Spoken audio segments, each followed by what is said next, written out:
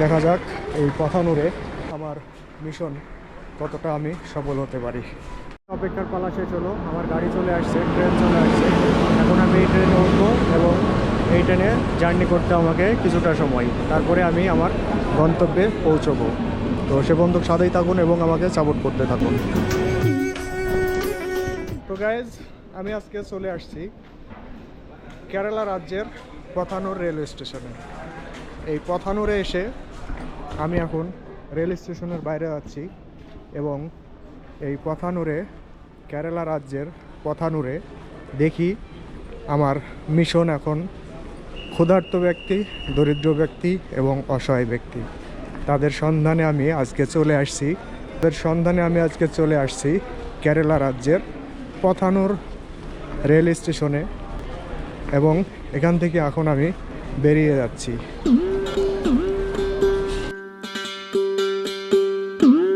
এটা হচ্ছে কেরালা রাজ্যের পথানুর রেল স্টেশনের ফ্লাইওভার। তো এই ফ্লাইওভার দিয়ে এখন 1 নম্বর গেটে অর্থাৎ কাউন্টার গেটে যেতে হবে।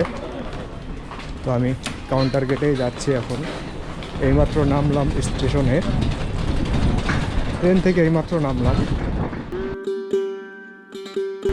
তো এখন 1 নম্বর গেট দিয়ে বেরোতে হবে আমাকে।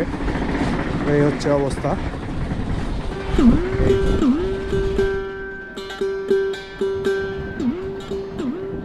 তো আজকের মিশন হবে কেরালা রাজ্যের এই পথানুর জায়গাটা আমি আর কখনোই আসি নাই।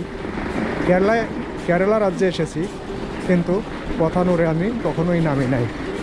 তো আজকে আমি পথানুরে এসেছি এবং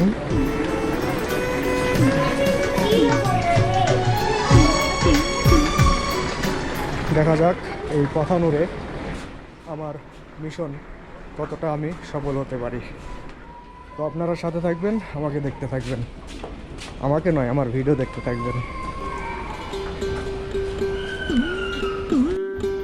তো গাইজ, এটা হচ্ছে কেরালা রাজ্যের পথানুর রেল স্টেশন। তো আমি এখান থেকে এখন বেরোলাম, এখান থেকে বেরিয়ে এখন আমার মিশন স্টার্ট হয়ে যাবে।